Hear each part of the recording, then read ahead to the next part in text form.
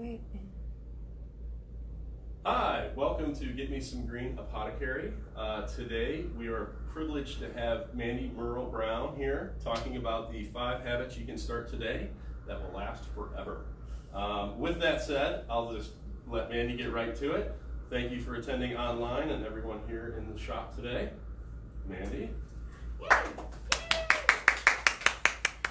Alright, so our talk today is going to be about the 5 habits you can start today. And I made a lot of notes because I have so much information in my head that if I don't write it down what I need to say, then we'll get off on a tangent and I won't cover all the information.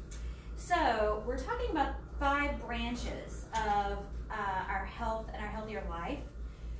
One of those is relaxation, the other one is food, the other one is movement and sleep, positive practice. So with that in mind, I've given you guys a wheel of life form that you can fill out. And the way that we do that is, I love this little practice because we can take these later on and use them again to see where we've changed. Okay, thank you. Would you like one, sir? Yes. And so with this wheel of life form, what we do is you have all the portions of, the places in your life. Everything from your career, your relationships, home cooking, physical activity, and there's no up or down or whichever way. I like to turn it sideways because then you can make notes along the side. But right now, take a couple seconds, just a moment or two, and if you are really, really, really happy with your career, put your dot way out here where it's larger. If you're not so happy with your physical activity, put your dot closer to the smaller point. And it doesn't matter, this is just for you, because what we're talking about today is we're gonna give you 5 tips, habits you can start today to help you be healthier and happier and feel better in your life. So in 7 days, you can fill this form out again and see if those things have gotten greater or better. Yes, ma'am. Can you give me a copy of this to attach to the Facebook page so those watching can download it? Yes, I can. Yes, I print tons of these for these talks because this is my favorite exercise because it's kind of like when you do a vision board. It's a visual, and I think one of the things that our brains are best at is seeing things and actually kind of soaking it up so you can say, oh, well, last week I wasn't feeling so great about my relationship. I did these habits for 7 days.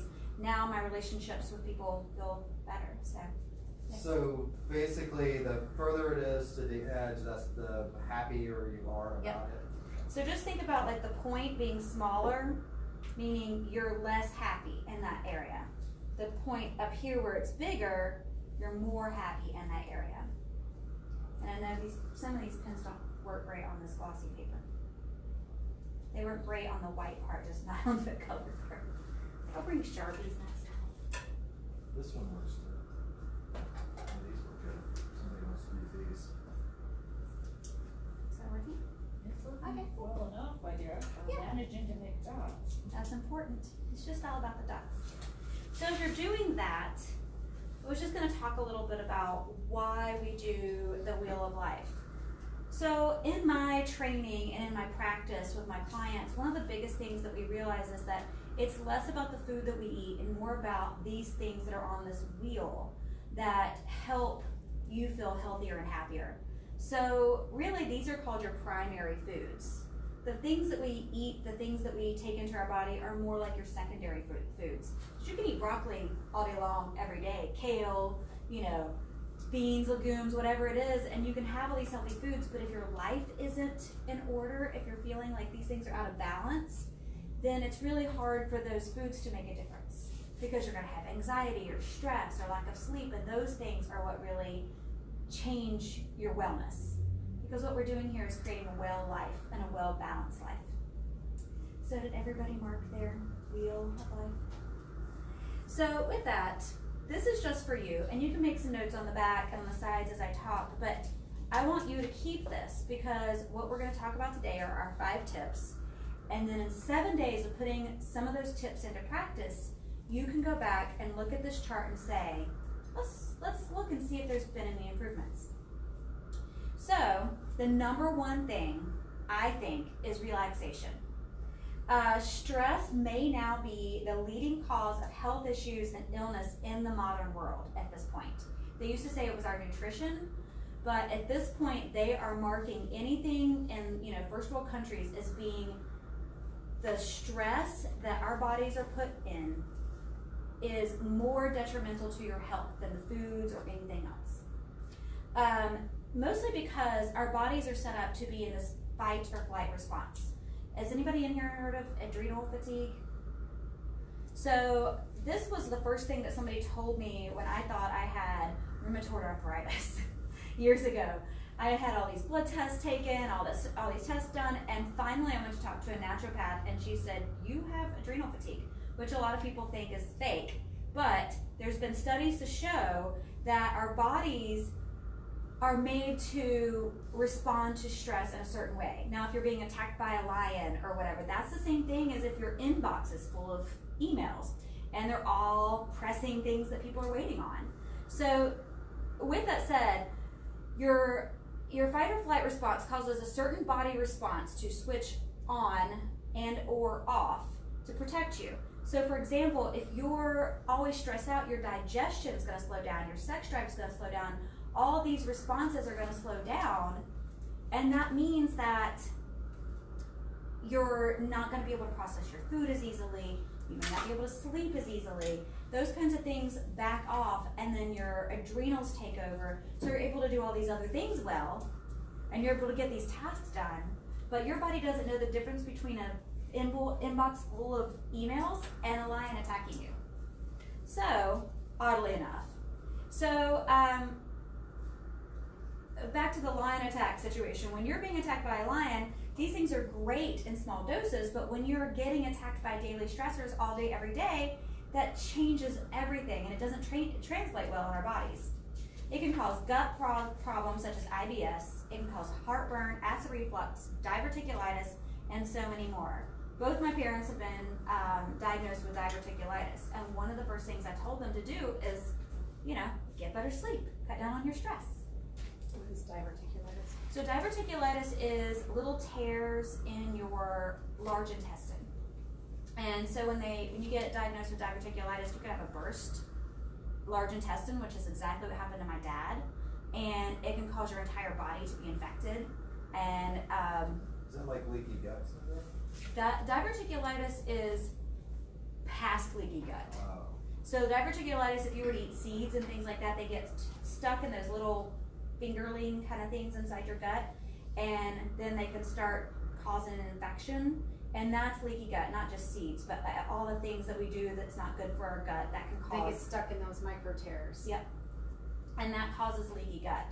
So if you don't have the correct, we'll get into gut microbiomes and stuff, but if you don't have the correct gut microbiome, then your large intestine and even your small intestine, all those things start having leaks and issues and seeping things out into your body that really aren't supposed to be there. Because it's supposed to go through the whole process to get cleaned out, and if you're, you're causing inflammation in your body if you're not getting those things out in time. So, back to stress. Our bodies do not know the difference between being attacked by a lion or today's modern stressors like your inbox. With that said, we need to talk about cortisol, because that is one of our biggest issues with stress. And everybody talks about this midsection. I have it, we all have it. It's one of those things that's cortisol, that's lack of sleep, that's stress, that's all the things that we're doing to aggravate our body. That's where that fat goes, and it's protecting your gut. Because this hormone is directly related to the stress response, and it is an elevated respond and protect us. It's elevated to respond and protect us from stress. In a normal day, it rises in the morning and lowers in the evening, helping us go to sleep. But with our lifestyles and the raised stress, this doesn't happen for most of us. And this goes into your LDL cholesterol. You go get your cholesterol tested. Your LDL is directly related to your hormones.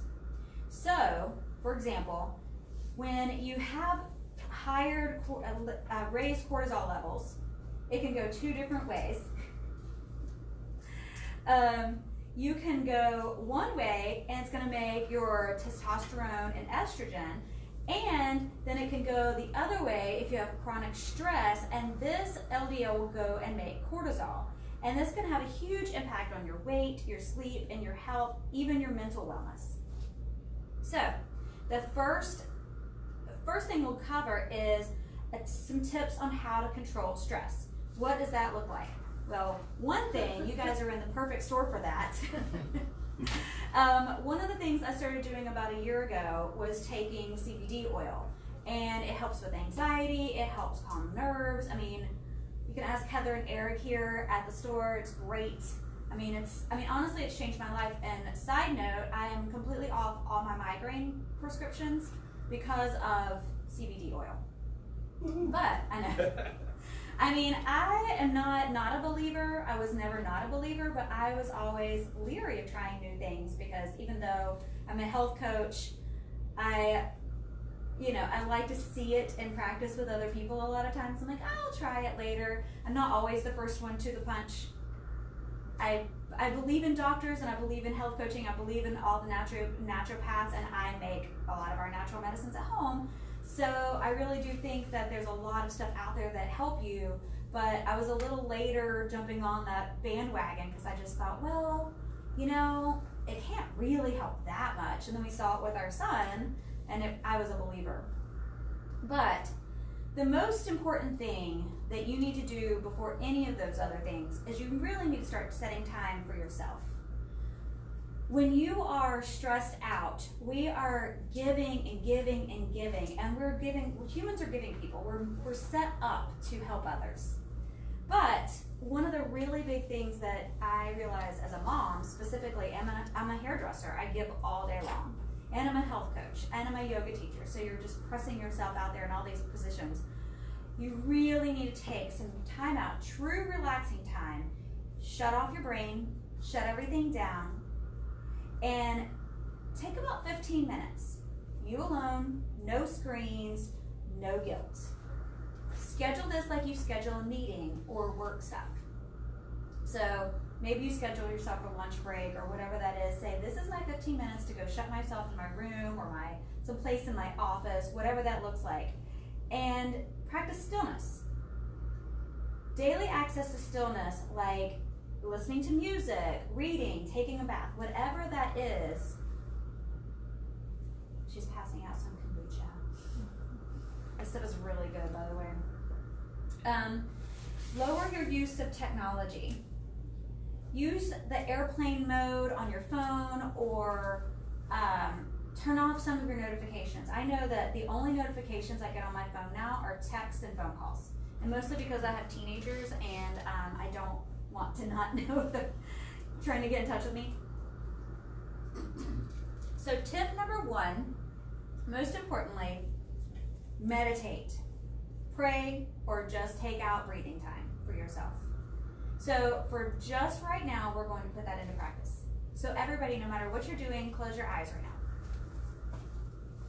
Now what I want you to do is just take a deep inhale in through your nose, open your mouth, and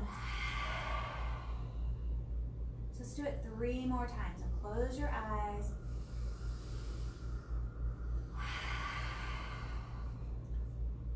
One more time. Does anybody feel a little more relaxed? So this is a practice that I'm going to tell you about, and it's called box breathing. You don't have to meditate. You don't need any special tools. You don't need to do anything in your head except for close your eyes and pick a number. I say 5 because I feel like it's the easiest one to do. So again, let's close our eyes and we're going to do this practice. So what we're going to do is breathe in for 5, hold it for 5, breathe out for 5, pause for 5, and repeat. Because you're really having to concentrate on doing this 5 count. Your brain can't think about anything else. And if you do start thinking about something else, what you have to say is thinking. And that means that your brain notices that you're thinking, and you can release that thought and say, okay, I'm thinking, but I'm breathing. So let's close our eyes and do this practice. It's kind of actually really fun because then you're like, so breathe in, 1, 2, 3, 4, 5, hold, 1, 2, 3, 4, 5. Breathe out. 1, 2, 3, 4, 5. Hold. 1, 2, 3, 4, 5. Inhale. 1, 2, 3, 4, 5. Hold. 1, 2, 3, 4, 5. Exhale. 1, 2, 3, 4, 5. Hold. 2, 3, 4, 5. And that's what it looks like. And it's really good to do this about 2 minutes, wherever you are. I mean, you could be sitting on the bus and do this. Nobody's gonna know you're doing this. You can keep your eyes open, but it just stills your brain. It makes it empty out. And like I said, if you're doing this for 2 minutes, you can say, okay, I'm making lists in my head. No, let it go. Notice the thought, let it go and say, I'm thinking. And then go back to your breath. Isn't it funny though that when you said 2 minutes, I'm like, oh my gosh, that seems so long. Yes. When did 2 minutes become so long? Because we don't relax. That's the number one thing. So tip number one being, you've got to learn to relax. Even if it's 2 minutes. Like Heather said, 2 minutes seems like forever in a busy day. When I say I'm gonna meditate for 10 minutes, do you know what I do for meditation? I have an app. For 10 minutes, I listen to my meditation before I even leave the bed. Now, some people have like a special pillow that they go sit on, or a chair, or a comfy space. You really have to do what works for you. Because in my world, if I get up, my brain's going. I'm done. So the best thing for me is I put my earbuds in, I close my eyes, and if you go back to sleep, great. When my meditation app is done doing its little meditation thing that it's doing, as soon as the noise stops, I wake up anyway. Is it like biofeedback music? It's the Calm app, and Calm has a bunch of different choices that has, and I'm not advertising for them, but it's what works for me. There's several of them. But it has a 10-minute meditation that they have on the app every day. There are sleep stories to help you go to sleep at night.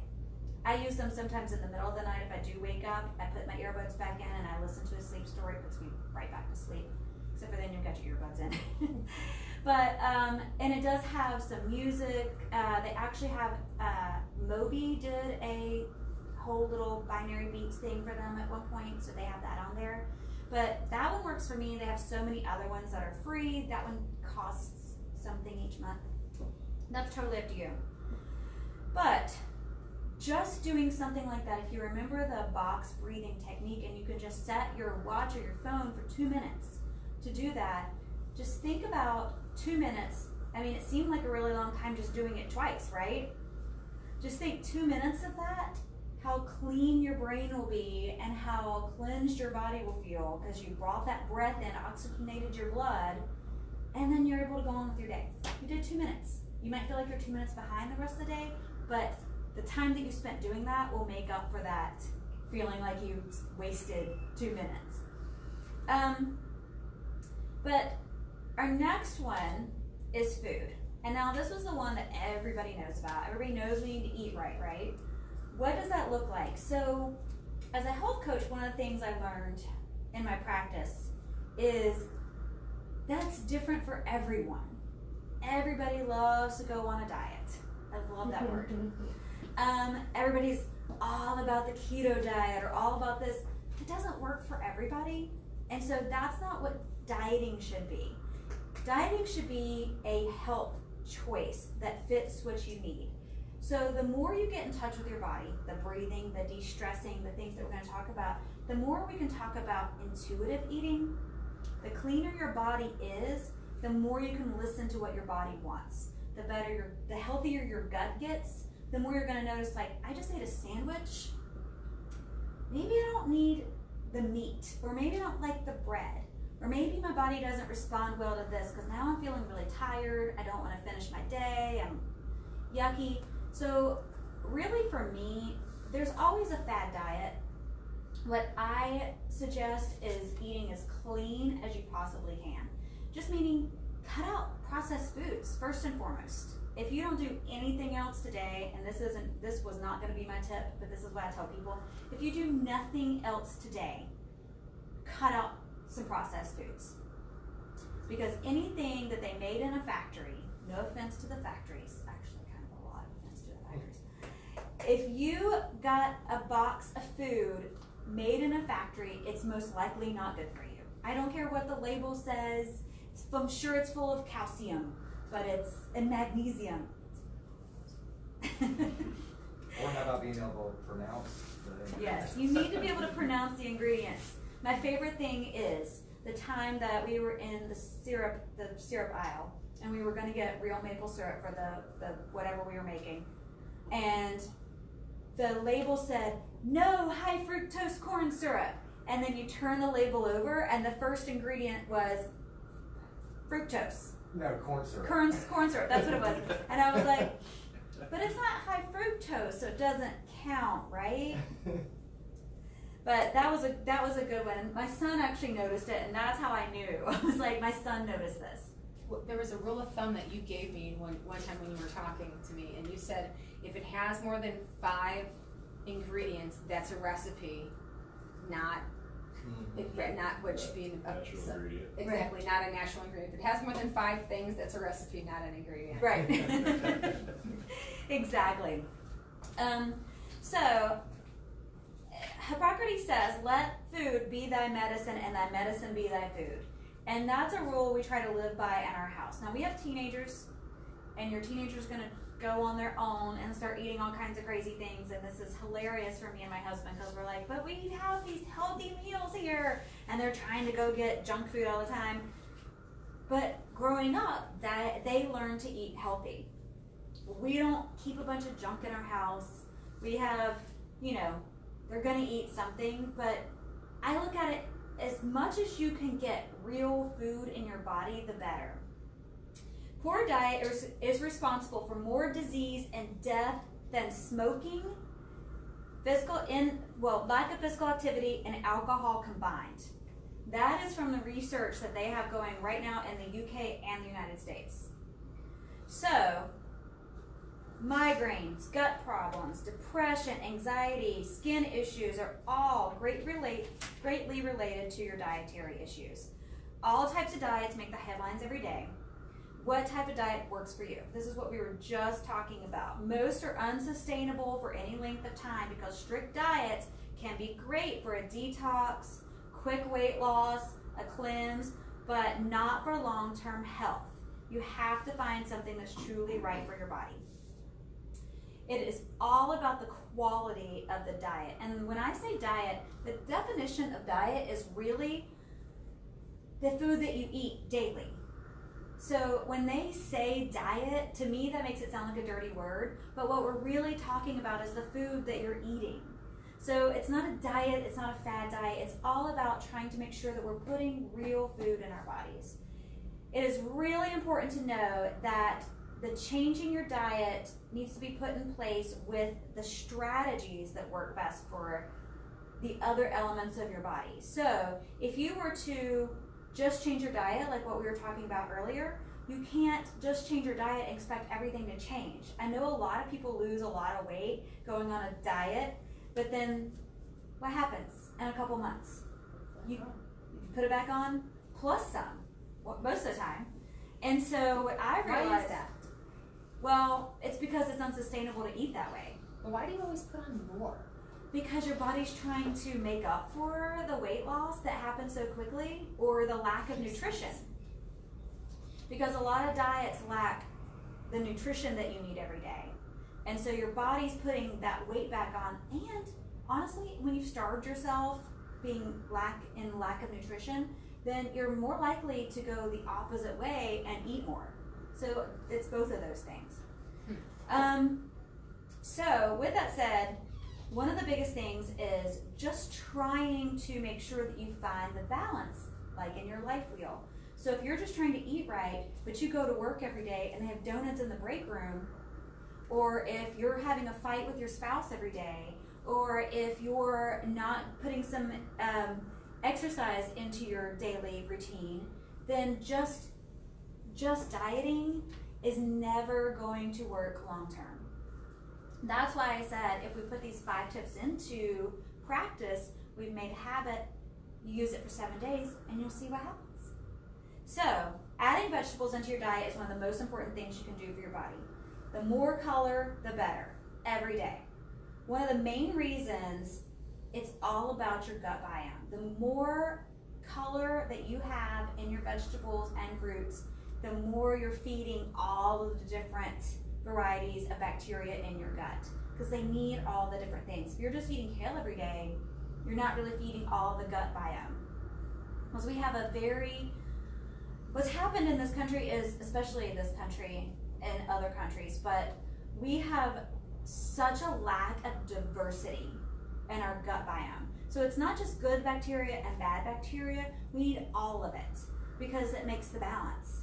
And so when you're only feeding, 20% of the gut bacteria, and it's all just kale or spinach and broccoli, then what happens when it's not getting the red things and the purple things and the other things that have the other vitamins and minerals in them? So, one of the main reasons is your gut backbone. In the past 10 years, we have learned more about the bugs that live inside our body and how they affect our health. And our health of our gut also affects many different processes in our body, including your digestion, bowels, skin, joint, and weight, and our brain. So, one of the things I didn't even know until I started doing some more research on your gut biome, the gut biome weight is the same weight as your brain. So you'll have, if your brain is 8 pounds or 5 pounds or whatever, your brain weighs 2 pounds, then you'll have 2 pounds of microbiome weight in your gut. That's weird. I know. So, don't they say that your gut's connected to your brain? yes. So when you're, that old saying, you're, listen to your gut, that's what they're saying. Like your intuitive, your gut, literally, when you get sick to your stomach because you don't feel like something's going right, that's what that is. And it sounds crazy, but you'll get a tingle in your brain if you feel like, I feel like something bad's about to happen here, or you get kind of sick on your stomach when you don't feel like something's quite right. It's the same thing. It's your nerves, it's your gut. Your gut tells you, and they say your brain and your gut are pretty much directly connected. Is that why they're starting to connect not only Alzheimer's, but autism to gut health? Because I read a study that they're now discovering 90% of children that are born with autism have severe gut nutritional issues, and so do their mothers. Yep. And then in one study, a woman had 3 autistic children back to back to back. Her 4th child, they started doing some research on her, cleared out her gut, her 4th child was fine, and so was her 5th. So it's very interesting. And I'm not one to say get on any kind of diet or anything, but there was a really good study there's a Netflix series about the keto. It's like a documentary about the keto diet.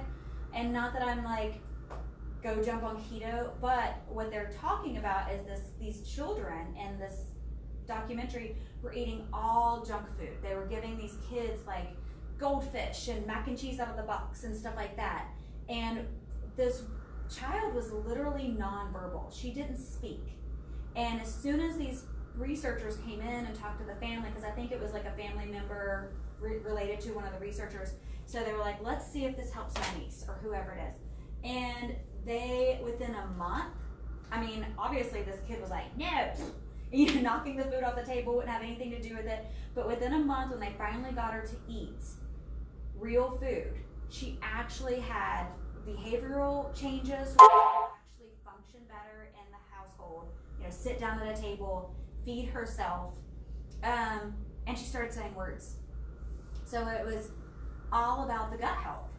And, like I said, it was on the documentary about keto, which, whatever you want to believe, it was all about them getting rid of the processed food and giving her high protein foods and good oils and, healthy things like that. So, I know that the research is there, that our gut, we make at Kale Farms, we make the fermented foods, and that's one of the really big things for me, is the more we're giving those probiotics and prebiotics to ourselves and feeding the right gut bacteria, the better it is for you, because you're changing your gut biome. You're helping your body create the things that it needs to be healthier.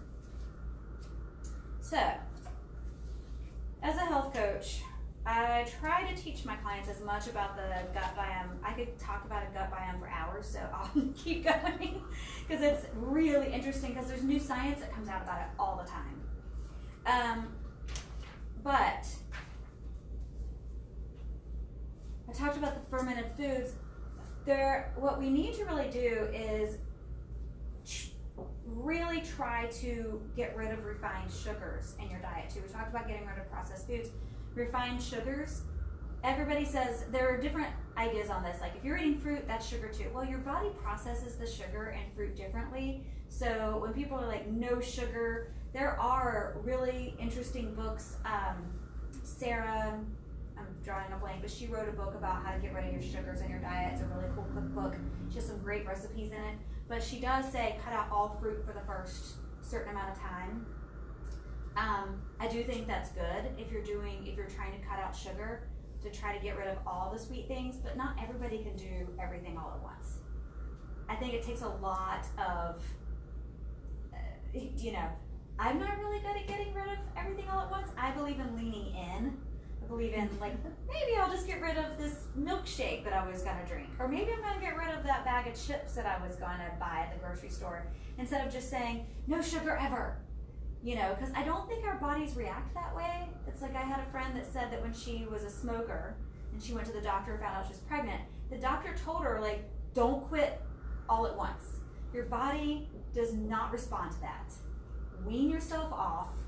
It's so much better for how your body responds to things if you wean yourself off of whatever the addictive thing. And sugar has been known to be one of the most addictive things, processed things in the United States. So they say it's more addictive than cocaine. It's really scary because I love my sweets, but kids early on that too. And we cut way back on the sugar in our house.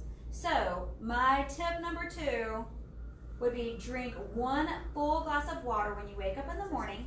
This is 3, I'm sorry. Drink 1 full glass of water when you get up in the morning, and 1 full glass of water before you go to bed at night. One of the reasons is, now the full glass of water in the morning, I would say should be warm lemon water, but that's totally up to you. Just anything to start getting your bowels moving. And the water at night really starts the cleansing process that your body goes through while you're sleeping. You could be like me and put a glass of water by your bed every night, but then you'll have to get up in the middle of the night. So that's up to you. Would it be bad to, what is that stuff? Magnesium? Would that be bad just to drink a tall glass of that? We'll talk about that in our sleep series. Oh. Next presentation, 20 o'clock. I don't know what's happening. No, magnesium is really good for our bodies. We're all in high lack of magnesium. A lot of times we have sleep problems is because our bodies are lacking magnesium. And when you take pretty much any vitamin, if you're lacking magnesium, it's harder for your body to absorb it. So, when they're like, drink lots of milk, it's full of calcium. Well, your body's not going to absorb that type of calcium because it's usually lacking magnesium first. And magnesium really helps us sleep. Honestly, you can spray that spray on your feet. On your pillow. Yeah, and it really does help. But we'll cover that in a moment. So, the water in the morning, the water in the night, and just add 1 more fruit and 1 more vegetable to your daily meal plan every day. When you add that in, and you add in the water, take out 1 more bad food. So if you have, a brownie in the afternoon, and that's your daily thing, or you have a donut here, or you're having tomato sauce that has sugar in it, then take that one thing out and replace it with something else. And if you create that habit and be more aware of your labels, because if you read the labels, almost everything has added sugar. So if you take out 1 processed thing that has sugar in it, you're gonna be noticing a lot more the difference in what you're eating because you're going to be reading the labels. one of the things that you'll notice right away is it'll help with headaches and constipation. Because if you're drinking that water in the morning and at night, it definitely helps with getting everything moving. And because hydration helps with food digestion. Here's another thing, and this is fairly new research, and they call it, what do they call it? Intermediate fasting. I don't like that term because it makes it sound like we're not eating and we're depriving ourselves because of the word fasting. But there's new research that says try to eat all your foods within a 12-hour window. That means don't wake up first thing in the morning like they say, like eat breakfast first thing at 6 a.m. But if you do, finish eating by 6 p.m. Because it teaches our bodies that it doesn't need to eat all day long. And it's a lot easier to change when you eat than it is to change what you eat. And honestly, if you just try that, it helps with your blood sugar levels, and it can have a really huge impact on your weight. And it's really good for your immune system. And this is just what the new research shows. This is, you know, they're always trying to find new studies, but this is something that I've started doing because I don't want breakfast in the morning, so I don't even eat sometimes until 11. And I, you know, I've had my smoothie by 10, but I don't eat anything until 11, 11:30, and then we eat late at our house because we have kids. So we try to be done eating by 8. So you try to keep that meal, all those meals within a certain amount of time. It helps with your blood sugar. Also with eating, control the environments that you can control. So don't bring snacks to your house. You know, you're gonna go to work, they're gonna have donuts in the break room or whatever it is. You can't control that. Maybe you don't go to the break room, but make sure you can go take a walk for lunch or whatever that is. But the big thing is if you don't have snacks at home, you're more likely to cook the food if you're hungry enough. And we cook dinner every night. We always have leftovers at our house. We have one child that'll actually eat leftovers. Isabel. Tony and Isabel. Yeah. So that was the big thing is like we try to keep prepped food in the refrigerator all the time, whether it's cut vegetables and hummus or, you know, leftovers or things that you can make a quick taco with. Like those kinds of things really do help because you're not gonna go grab chips. And we always have fruit, and thus the big fruit fly situation. But we always have fruit because the kids will grab a peach, they'll grab cherries out of the refrigerator, whatever is in season. They're more likely to do that than they will to make themselves something. But we do, I mean, it's surprising how much they're starting to make things again. The next branch of health is movement. So let's just start right there. Everybody stand up. One of the biggest things that I notice when you sit for too long, I stand for work, but if I ever go to a lecture or I ever go to a talk, you're sitting there, next thing you know, you feel like you're nodding off. So one of the biggest things that I always tell people is if you're at work or you're wherever, get up, walk to the bathroom, get up, walk to the stairs, whatever it needs to be. But even if you stand up and look like a crazy person at your desk, just stand up and reach your arms up to the sky, fingertips up, wiggle them, and then fold forward as far as you can go. And just hang there for a second. And now it's reaching back up all the way up to the sky. And bend all the way up. You can take deep breaths when you do this too. So inhale, lift it all the way up. This is some yoga stuff right here. And exhale, blow it all the way up. And then roll it all the way back up. Just standing. And shake it out. Downward facing dog. That's it. Do you feel a little better? You moved? Yep, you're awake.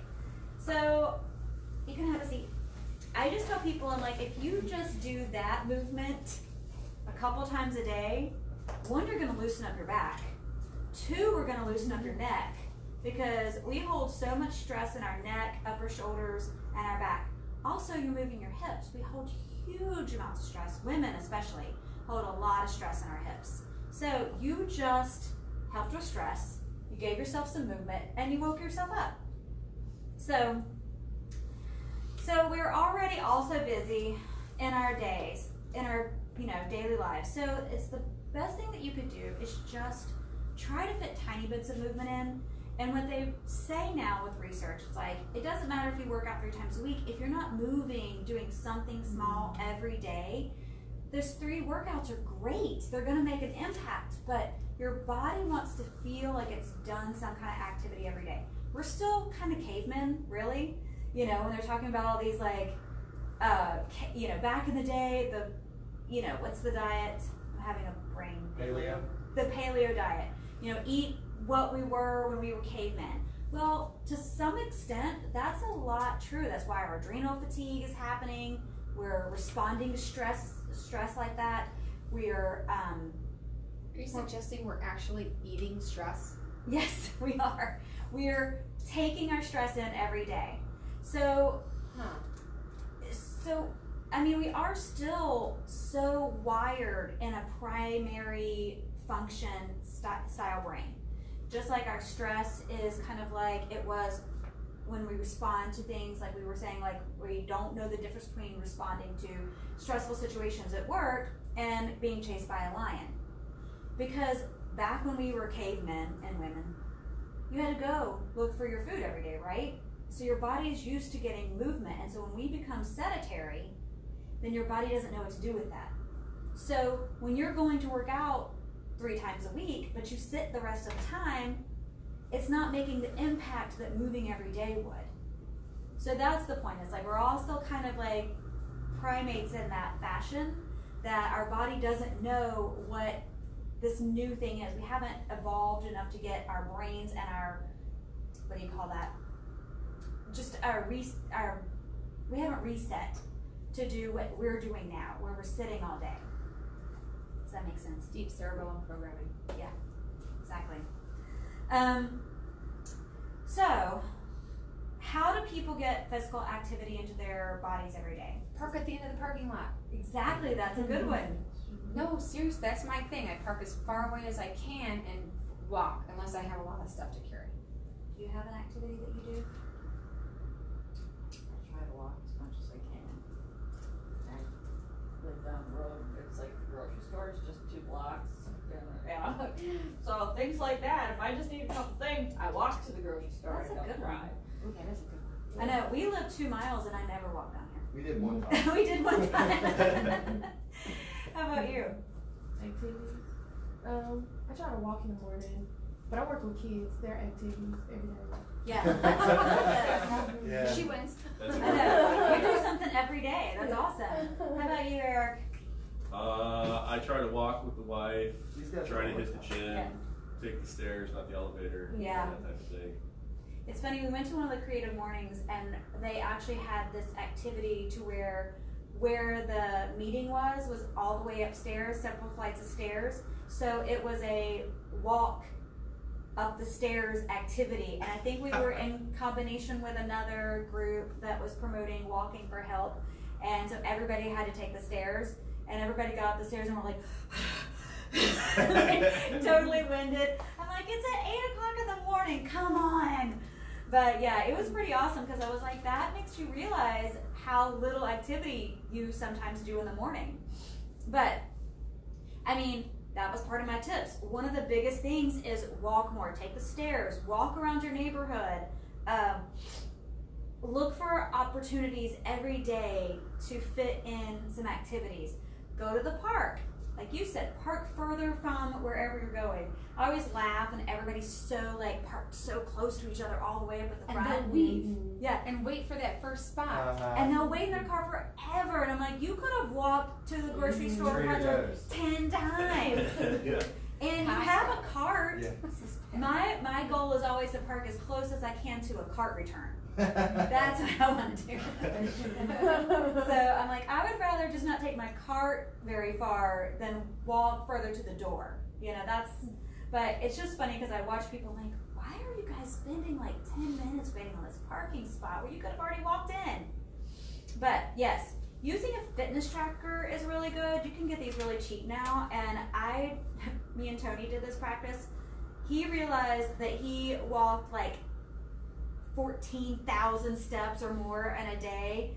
And he was like, I walk a lot. And I'm like, well, I feel like I walk a lot. No, I stand a lot. I rarely ever got to the 10,000 mark on a regular day at work. But he was like topping out every time. I'm like, man, that's not fair. But yeah, it was just one of the cheaper fitness trackers. We just wanted to see how much activity you've got in a day. And it was really surprising how much that changes everything, because you're like, oh, I need to get up. I need to move some more. Amazon has one actually called the Fit Tracker, and it's $19. Yeah. Oh, It's wow. waterproof. It does your heart rate, does walking. So if you guys don't have one, you're interested in one, $19 can't Yeah. beat it. And plus, saw you that can the return other it day. if it breaks. Yeah. Yes. It's Amazon, so you can return it. One of the other ones is do a challenge with your coworkers. So when I had my salon, we actually did this a little Is that bit. 5 This is actually 4.5. and a half? Yeah.